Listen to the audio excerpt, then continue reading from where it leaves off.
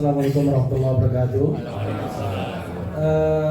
Saya tidak bisa sebut satu-satu, tapi ada Pak Ustadz Yazir di sini, ada Pak Ustadz Sukri Fadli, ada Prof. Irzin, ada mantan Wakil Presiden Hatta Kaliwang,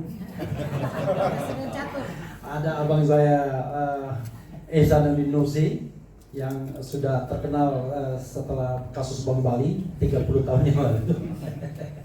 Kemudian ada juga abang saya yang siapkan, ada Edi Mulyadi, ada Al-Katiri, ada Nina dan lain sebagainya, serta ibu-ibu dan bapak sekalian ya, yang barangkali namanya tidak saya hafal satu demi satu, tapi tidak disebut bukan berarti saya tidak hormati gitu ya. Itu satu. Yang kedua, saya tidak berpretensi bisa menjawab apa yang ditanyakan ini. Ada 3 pertanyaannya, yaitu bagaimana mengkomunikasikan apa yang kita sering bicarakan, yang kita berkumpul ini kepada generasi muda dari Pak Guntur tadi. Kemudian bagaimana membangun optimisme dari Pak Hamim. Kemudian bagaimana melihat situasi kok kita makin memburuk. Nah, saya mau dari belakang ini ya. Tapi refleksi pribadi yang saya pengen digugat dan pengen di-challenge. Sekaligus saya juga melontarkan pertanyaan bagi kita. Pertanyaannya begini. Bagaimana sikap kita terhadap pemerintahan hari ini? This is the question. Kalau sama pemerintahan Jokowi sudah selesai, semua kita sudah sepakat, pasti 100% kita sudah menganggap itu tabir gelap. Tapi terhadap pemerintahan Prabowo, saya yakin di ruang ini langsung kita terpecah. Kalau ditanyakan kepada saya mengatakan saya insya Allah konsisten ya, mengharapkan diri saya untuk ikut dalam pemerintahan Prabowo. Allahu Akbar.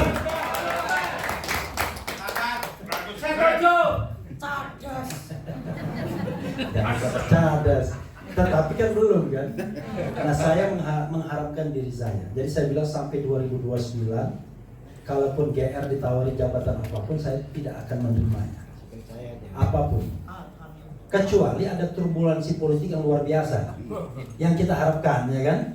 Siapa tahu 2025, 2026, 2027 itu soal yang sifatnya alamiah, sunatullah. Nah, tetapi rasanya kok saya mau digugat.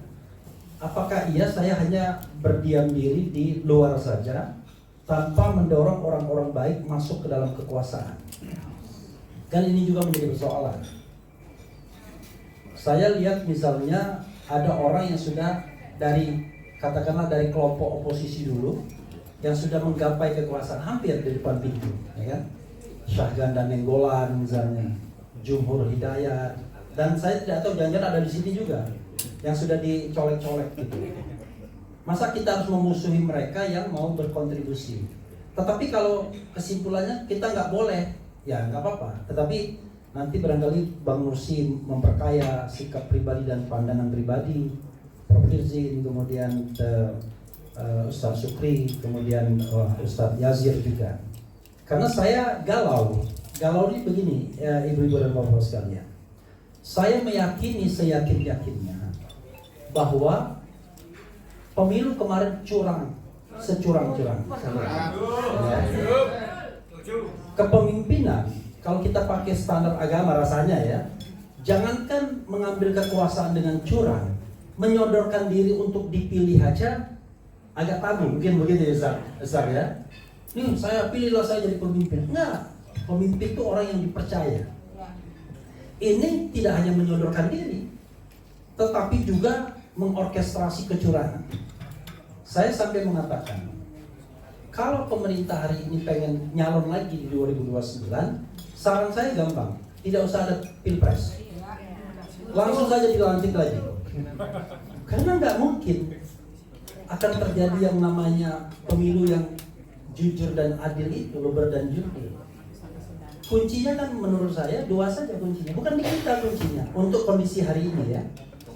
Kuncinya ada di state apparatus, state facilities, kemudian state financial resources. 3 itu saja. Siapa yang menguasai 3 sumber daya tersebut pasti menang. Ya kan? State apparatus, baik sipil maupun militer, state facilities, fasilitas negara, dan state financial resources. Siapapun yang menguasai 3 itu pasti menang. Lalu buat apa kita kemudian membangun demokrasi yang kita sudah tahu ujungnya pasti curang? Dan kadang-kadang ketika kita menjadi bagian dari itu, bisa jadi kita jauh lebih curang dibandingkan yang kita kira, ya kan? Karena itu saya ingin membangun sedikit optimisme. Barangkali kita terus-menerus mengadakan perlawanan, kan rasanya Allah Subhanahu Wa Taala tidak menyuruh kita untuk menang. Yang disuruh itu adalah kita bersikap, berjuang, terus-menerus. Soal menang dan kalah itu soal lain. Maka saya membayangkan misalnya ada hal-hal strategis yang harus kita lakukan. Pertama, misal presidensial threshold kita harus jaga tetap 0. Karena threshold itu bisa dicurangi oleh DPR lagi. Kan sudah 0 kan sekarang. Nanti dibikin klausulnya begini. Partai atau gabungan partai peserta pemilu dapat mengajukan pasangan calon presiden dan wakil presiden. Tapi partainya adalah partai yang punya kursi di DPR, sama aja bohong. Ya kan? Itu akal-akalan. Berarti hanya 8 partai politik yang bisa mengajukan calon. Nah, saya baru bicara permukaan. Nanti Bang Ihsanuddin Nursi malah bicara yang lebih dalam lagi soal kembali kepada Undang-Undang Dasar 45, itu beda lagi. Ya kan? Karena ada juga aspirasi yang tidak menginginkan pemilihan langsung. Jadi saya bicara tentang yang skenario normal. Termasuk juga misalnya bagaimana menghilangkan money politik dengan by system. Kalau sistemnya seperti hari ini, ya kan, nggak bisa tidak money politics. Ketika kita minta nominasi partai politik pun bayar. Semalam saya bicara dengan seseorang, saya tidak sebut namanya, ngomong-ngomong, udah setor ke Hambalang, ya kan? But it was a long time ago, 2018, ya kan? Bukan sekarang. Rupanya yang orang yang frontlinernya itu tukang ininya juga, tukang uang administrasinya juga. Gimana coba bayangkan? Bagaimana negara kita mau baldatun thayyibatun wa rizqun ghafur kalau pemimpin-pemimpinnya menghalalkan segala cara. Dan sekarang orang-orang itu berkuasa semua di lain kekuasaan tersebut. Maka kita nanti, ini pertanyaan etik, pertanyaan agamis buat Ustaz Yazir kan, menghadapi orang-orang yang memang kita tahu sudah korup, terima duit, money politik dan lain sebagainya. Apa yang harus kita lakukan? Kita dukung kekuasaannya atau kita terus gempur dari luar? This is the question. Ini pertanyaan saya yang juga harus dijawab oleh tokoh-tokoh di sini. Yang jelas kalau sikap saya insya Allah terus berada di luar pemerintahan dan mudah-mudahan tidak dikriminalisasi dan tidak ditangkap. Kira-kira gitu. Jangan seperti Mas Edi dan yang lainnya, ya kan? Terus satu, jadi lihat kondisi kan apa buruk dan tidaknya. Karena barangkali kalau kita bicara leadership itu 2, quality, personal quality-nya, dan kedua adalah sistem atau manajemen yang dia bangun. Anda percaya dengan presiden hari ini bisa leading us, ya kan? Itu pertanyaannya kan. Kalau kita lihat kualitas pribadi, misalnya kalau pemimpin itu harus soleh misalnya, ya kan, Sidik, Fatona dan lain sebagainya, itu kan pertanyaan yang menurut saya kita harus jawab. Lalu kemampuan manajemen yang membangun misalnya budaya anti korupsi, manajemen efektif, efisien, tidak korup. Ini kalau kita bicara MBG, ini ada orang yang mau bicara sama saya kan, tapi biasalah orang kan kalau ada sesuatu yang membuat dia rugi, dia baru berteriak. Tapi tidak mau ngambil resiko, diam-diam aja. Resikonya selalu kita kan yang memberitakan. Wah, ini korupsi di mana-mana, MBG misalnya, belum apa-apa. Belum lagi penguasaan yang kembali kepada orde yang kita kritik, orde baru misalnya, di mana dui fungsi itu makin kuat. Lini-lini bisnis itu mulai dimasukin kan oleh kekuatan yang berkuasa hari ini. Walaupun Kita tahu di kami banyak orang-orang yang link to seperti itu, tetapi kan kita juga harus jaga, aware. Jangan sampai kemudian ketika kita sadar, tidak ada lagi ruang bagi kita. Bayangkan kalau seandainya dui fungsi TNI itu kembali lagi, wah bisa hancur kita. Nggak ada lagi kebebasan. Sekarang kita kadang-kadang membutuhkan TNI untuk menghantam polisi yang kita jengkel, kan kira-kira begitu. Tapi kan nggak bisa dua-duanya in charge dalam politik, kan bahaya sekali. Itu satu hal ya. Lalu optimis, pesimis. Pak Hamid, emang kita harus optimis? Kan tidak harus ya. Itu perdebatan Rocky Gerung sama Pitra Romadoni yang kemarin. Saya kata Rocky pesimis yang terukur, ya kan? Pesimis yang logis, Anda optimis yang tidak logis. Ya.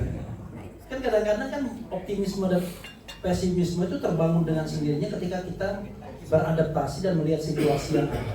Nggak apa-apa kita pendekatan pesimistik, tetapi terus bekerja kan untuk mengubah sistem yang kita tidak harus kita pertahankan. Saya concern di pemilu misalnya, walaupun pesimis, Anda yakin 2029 tidak ada money politics? Anda yakin orang terbaik akan terpilih di 2029? Nggak ada yang yakin di antara kita, ya kan? Kalau yakin coba tunjuk tangan. Saya ingin lihat mukanya. Nggak ada yang yakin di antara kita. Tapi apakah kemudian kita tidak doing something, tidak mengerjakan sesuatu? Kan nggak bisa begitu. Jadi kita sekuat-kuatnya mengerjakan sesuatu, jelas tiba-tiba Jahanam juga yang memimpin negara kita, ya apa boleh buat? Kan begitu. Memang kan tidak boleh berhenti menurut saya begitu. Kemudian, jadi soal pendekatan optimis dan pesimis. Nah, terakhir ya, soal komunikasi dengan generasi muda. Saya tidak memiliki referensi untuk itu, tapi lebih baik referensi pribadi aja ya. Saya membangun YouTube saya ini sejak 2020. Saya tahu kalau mau berkembang nggak bisa saya bilang Assalamualaikum warahmatullahi wabarakatuh, Bapak Ibu sekalian, saya Refli Harun, saya punya perspektif yang kira-kira akan membuat kita akan berbeda dengan yang sebelumnya. Ditinggalkan orang, ya kan? Makanya pakai Assalamualaikum warahmatullahi wabarakatuh. Keren cadar.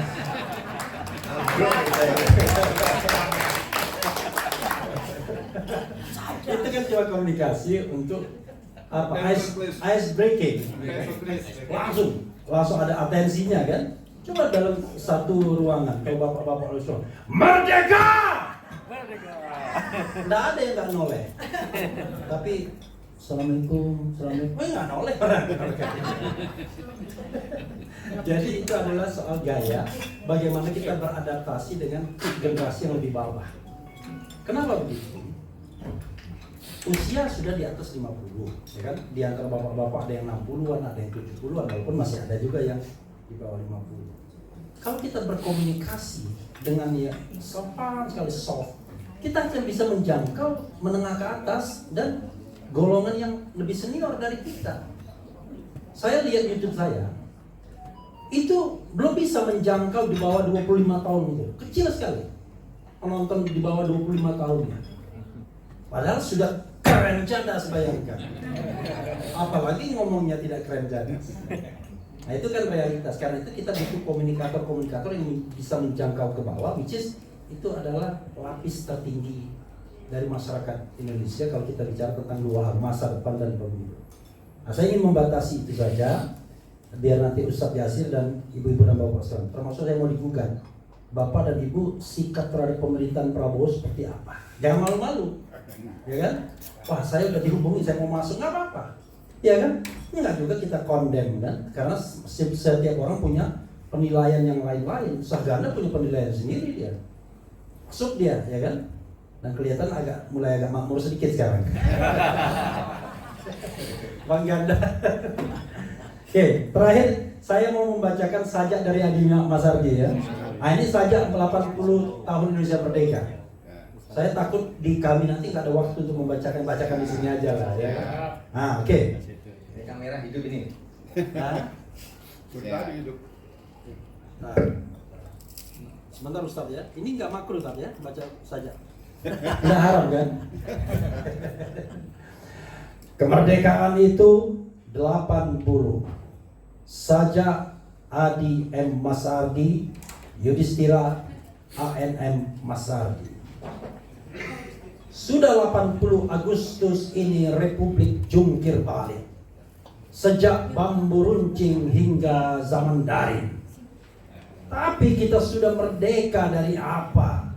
Kita sudah merdeka untuk apa? Melindungi segenap apa? Memajukan kesejahteraan siapa? Mencerdaskan kehidupan siapa? Universitas hanya sekedar jualan kertas. Ngobrol gelar pada penguasa agar mereka tampak seolah pernah berpikir. Saudaraku, hanya segelintir saja pemilik sejati negeri ini. Cuma 100 cukong dengan kekayaan tak terbayangkan, kong kali kong dengan penjahat berbaju pejabat, dan politisi yang juga hobi korupsi. Berapa ratus juta warga hidup sengsara? 193,8 juta jiwa dari total 285,1 juta yang hidup papa. Berapa pula yang tak punya kerja? Lebih 10 juta dan terus nambah setiap tahun. Lalu para pemimpin politik itu ngapain saja selain korupsi dan caci benci? Aku tahu pemerintah sudah kerja. Beradu cepat dengan para penjara uang negara yang diutang dengan berbagai cara.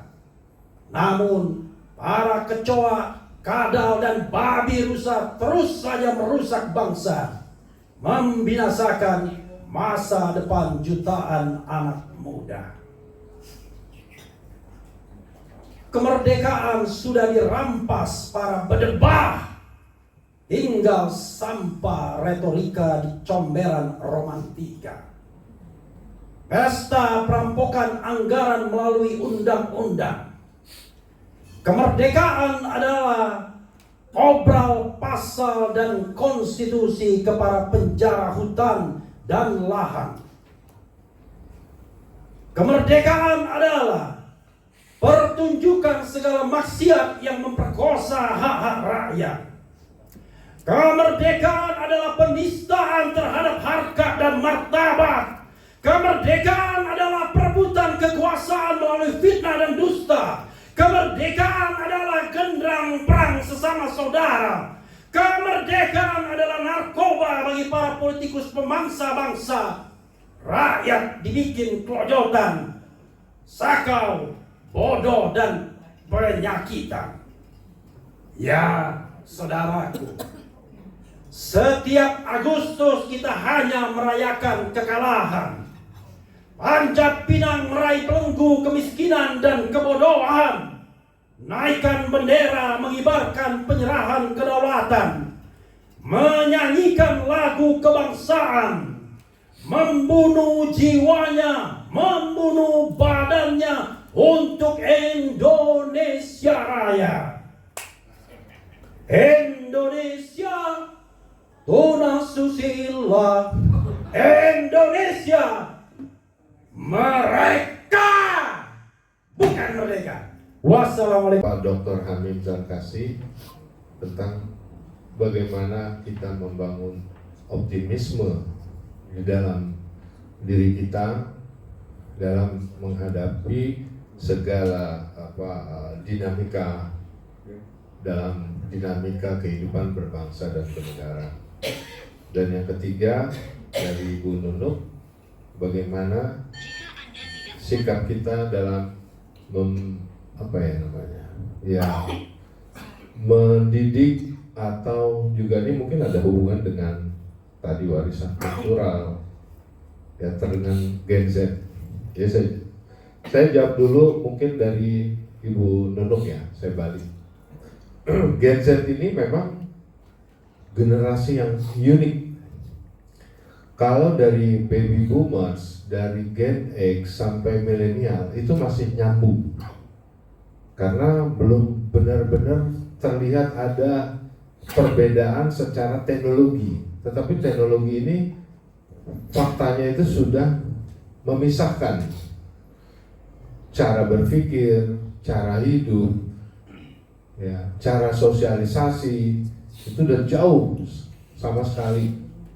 Ya, apa yang dialami Bu Nur, ya juga saya alami karena anak-anak saya Gen Z. Nah, Gen Z ini keunikannya sampai dikasih definisi sebagai strawberry generation. Ya, itu dari Cina. Sekarang ada lagi namanya adalah manusia tikus, juga dari Taiwan. Nah, saya jelasin dulu strawberry generation ini. Dia tuh indah di etalase, warnanya menarik, tapi dia rapuh. Dan itu benar. Sehingga kita bisa melihat bagaimana di dalam kehidupan anak-anak Gen Z ini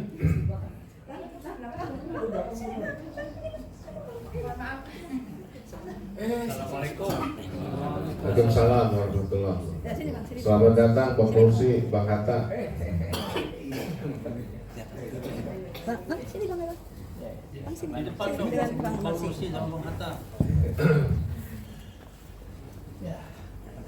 Jadi ya, saya lanjutkan. Jadi sebagai generasi yang dibilang tadi strawberry generation, itu mereka rapuh gitu. Karena mereka memang sejak kecil sudah hidup di dalam dunia digital. Nah, mereka tidak siap untuk berkonflik, dan ini risetnya banyak. Di dalam laporan berbagai riset korporasi, semua menyatakan bahwa Gen Z ini tidak bisa atau sulit untuk bekerja sama dalam satu tim. Mereka juga mudah baper lah istilahnya. Orang sekarang bilang baper. Jadi kalau dimarahin atasan atau atasan komplain ada pekerjaan mereka tuh, mereka langsung kayak ngambek. Nah, beda sama generasi sebelumnya yang ya udahlah, dia kan bos gua, ya gua ikutin aja dah, kan gitu. Oh ini enggak. Jadi memang benar-benar rapuh dia. Sehingga kita sering juga kan mendengarkan berita ketika mereka berkonflik dengan kawannya di dunia sosmed, tiba-tiba langsung berujung kepada tindak kekerasan gitu. Karena mereka tidak bisa mengelola emosinya dengan baik sesuai dengan norma-norma yang ada di dalam sosial, ya, yang dianut oleh para orang tuanya ini gitu. Nah, ini yang menyebabkan mereka sulit untuk ini. Caranya sebenarnya begini. Untuk saya persingkat, jadi cara untuk menarik hati mereka itu tidak bisa dengan omongan. Ya. Tidak bisa dengan tadi misalnya suruh nonton ini nonton itu, nggak bisa. Mereka akan memilih apa yang mereka suka, dan mereka melihat contoh nyata gitu. Jadi misalnya begini, katakanlah mereka gandrung sama videonya Rocky Gerung atau Refly Harun misalnya. Oh iya. Itu karena mereka melihat sosok Rocky Gerung dan Refly Harun sebagai orang yang konsisten. Ya. Gitu loh. Jadi mereka melihat dari keteladanan, dari praktek. Itulah juga yang memenangkan kenapa Pramono Anung yang tadinya surveinya rendah, tiba-tiba dia langsung bisa menyalip hasil surveinya di kalangan pemilih muda. Kenapa? Karena dia tampil sehari-hari bersama anaknya secara natural, di-upload, dan orang melihat, oh ini cocok nih. Jadi bukan konten yang direkayasa gitu. Dia cuma sekedar lari pagi berdua sama anaknya gitu loh. Jadi mereka itu akan memilih sendiri, dan mereka butuh contoh nyata yang bisa dilihat. Jadi bukan omongan, bukan ajaran, mereka nggak perlu. percuma deh pokoknya dinasehatin apa, lihat aja bisa katakanlah ya, misalnya orang mau disuruh sholat, ya udah ya bapak sholat aja dulu gitu gitu loh, tunjukin kita gitu loh. Nah mereka kira-kira begitu ya. Kemudian untuk soal yang tadi ya warisan kultural, ini kan juga nyambung sebenarnya dari Pak Guntur Alam. Jadi apa yang mau diwariskan kepada kita ini kembali lagi bagaimana apresiasi mereka terhadap para pendahulunya, pada generasi sebelumnya, pada orang tua mereka. Kalau mereka melihat bahwa apa yang dia lihat selama ini yang dipertontonkan di dalam dunia mereka, jadi dunia sosial media ini kan saya anggap dunia aslinya mereka gitu. Kalau orang tua ini, kita ini kan hanya menyesuaikan diri untuk mengikuti perubahan zaman. Tapi mereka tuh udah hidup dan lahir kan dari situ. Nah, mereka akan memfilter sendiri mana yang baik, mana yang menurut mereka secara kolektif ya, generasi mereka menganggap bahwa ini adalah asik nih gitu loh. Jadi mereka nggak mau yang berat-berat. Mereka hanya berpikir apa sih manfaatnya buat gua. Nah ini terjadi ketika mahasiswa hari ini ditanya, diajak temennya atau seniornya untuk ikut, nggak usah demo lah, untuk ikut pelatihan mahasiswa aja misalnya, itu dia selalu nanya apa manfaatnya buat gua. Jadi mereka benar-benar pragmatis ya. Nah contoh yang mereka lakukan ini bukan sekedar mereka pragmatis secara negatif ya, tetapi mereka sudah melihat contoh ketika kakaknya yang udah lulus misalnya, atau teman-temannya yang sudah lulus banyak yang nganggur. Itu benar-benar menjadi satu momok di dalam pikiran mereka ini. Waduh, gue kerja orang tua gue udah capek-capek kok muliain gue, ntar gue keluar masih nganggur nih gitu. Nah ini yang menjadi ketakutan mereka. Psikologis mereka tuh sangat terganggu, apalagi hari ini dipertontonkan ketika orang cari kerja itu yang usia mereka itu nggak sebanding, gitu. Mungkin 1:1000 gitu. Lowongannya cuma 1 tapi yang datang 1000, sampai desek-desekan itu kayak terjadi di Depok, Bekasi. Nah ini yang membuat mereka juga banyak menderitanya sebenarnya Gen Z ini.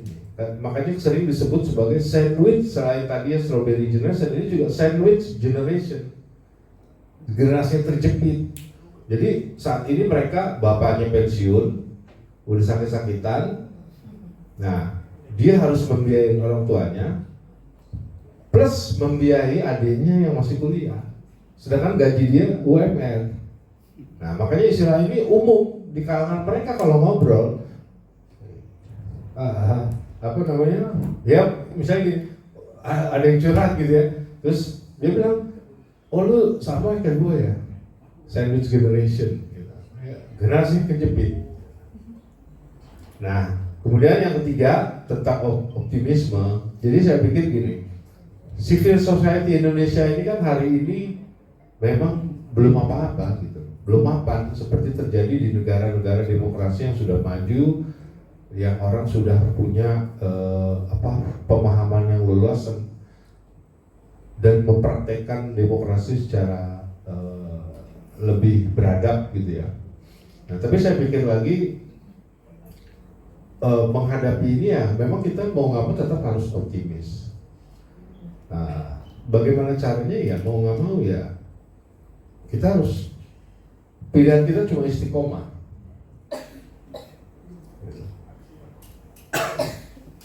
Jadi kalau istiqomah itu artinya kan bukan, yang penting itu bukan besarnya. Sekecil apapun yang kita lakukan gitu ya, untuk memperjuangkan kebenaran, keadilan. Tapi yang pentingnya adalah tidak putus, terus menerus di situ. Nah, itu pasti akan berhasil. Karena apa? Ini sudah menjadi, Pak, Assalamualaikum, selamat datang, Bang Kaban. Jadi kan kalau saya lihat secara psikologis nih, kesabaran rakyat ya, kesabaran kolektif kita dalam menghadapi katakanlah 10 tahun pemerintahan Jokowi, kok dia nggak tumbang-tumbang, dia masih begini. Terus setelah ini sekarang di era pemerintahan Prabowo udah mau setahun ya, kan Oktobernya setahun. Ya kan sudah terbaca gitu loh. Ketika orang, aduh nih mau sampai kapan lagi begini gitu loh. Kesabaran kolektif ini diuji gitu. Ya, jadi saya tetap punya keyakinan bahwa salah satu atau mungkin satu-satunya cara yang kita istiqomah. Gitu. Apapun, sekecil apapun yang kita lakukan secara bersama dalam upaya kita memperjuangkan kebenaran dan keadilan, itu tetap berarti. Yang penting istiqomah. Dan ini sudah dicontohkan, ya. Ketika batu hanya ditetesin setetes air secara terus-menerus, itu pasti akan pecah. Itu udah sunatullah. Tapi kalau cuma sekali diguyur seember, ya nggak jadi apa-apa. Artinya lebih baik ya kawan-kawan aktivis itu melakukan hal-hal yang meskipun itu kecil tapi istiqomah terus-menerus, daripada cuma bikin launching berdiri besar masuk TV masuk ini tapi besok-besoknya diem ngapa-ngapain. Nah, jadi optimisme itu ada di situ gitu. Ketika kita melakukan perjuangan ini terus-menerus sabar, ya di situ ada keyakinan bahwa akan tumbuh keyakinan bahwa ini akan berhasil. Jadi itu aja, mungkin apa ada yang belum puas? Tadi tentang menjalin silaturahmi ruh tadi. Iya. Kalau silaturahmi badan sudah kita lakukan ini, bagaimana ini menjalin silaturahmi ruh itu? Silaturahmi ruh ini kan begini. Ketika ya saya mengutip konsepnya Rocky Gerung tentang akal sehat.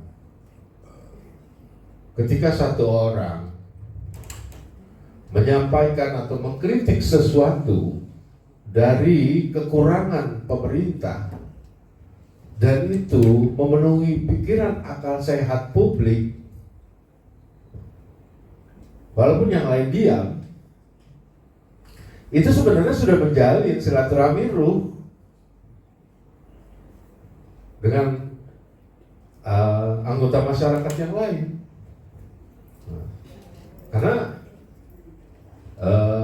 apalagi kalau disampaikan misalnya dia tidak punya kepentingan apa-apa, dia hanya menyampaikan misalnya begini, Pak Prabowo, kita ngomong konteks Pak Prabowo ya, ini MBG katanya benar nih, udah ada 5 juta apa berapa sekarang, 7 juta orang udah dikasih makan.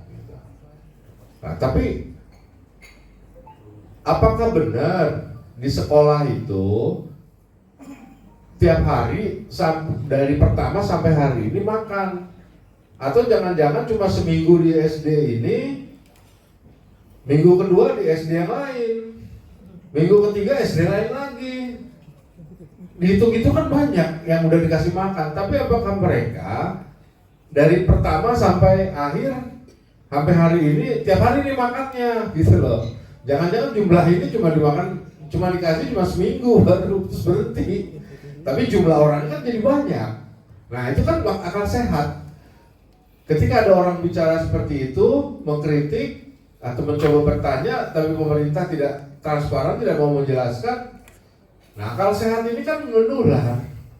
Nah disitulah ketika akal sehat itu bisa diterima sesuai dengan akal sehat publik, ya disitulah sebenarnya ada silaturahmi. Ada satu trust di antara masyarakat bahwa oh benar juga ya apa yang disampaikan. Oh kemarin gua nggak pikir nih, beritanya cuma 7 juta aja orangnya, jumlah orang ya benar 7 juta, tapi 7 jutanya benar nggak tiap hari dikasih makan gitu. Nah jadi ya itu dalam pemikiran saya ketika ada nilai-nilai nilai-nilai atau pemikiran atau gagasan atau akal sehat yang diwakili oleh satu orang, ya itu dia bisa membangun satu silaturahmi sebenarnya secara kejiwaan, secara ruh, bahkan mungkin secara spiritual dengan anggota masyarakat lainnya. Orang akan mudah dengan gagasan yang sama itu, dengan pemikiran sama itu untuk terkoneksi, walaupun saya nggak kenal. Gitu. Oh ini bener nih. Gitu. Kan mungkin masyarakat kan nggak banyak yang kenal Dr. Tifa secara pribadi, kenal Roy Suryo, kenal Rocky Gerung, tapi ketika apa yang disampaikannya itu apa yang sesuai dengan logika, ya, pemahaman secara spiritual masyarakat, nah ini bisa mengkoneksikan. Gimana? Ada lagi? Sudah cukup? Cukup. Ya. Dan selanjutnya Oke, saya boleh izin Ya. kalau udah ini soalnya jemput Pak Gatot. terus ada pekerjaan untuk ini yang harus disiapkan. Jadi ya sekali lagi terima kasih. Semoga apa yang barusan saya sampaikan ini bisa bermanfaat buat kita semua dan semoga Allah melancarkan perjuangan kita dalam membela kebenaran dan keadilan. Terima kasih Pak Didi. Assalamualaikum.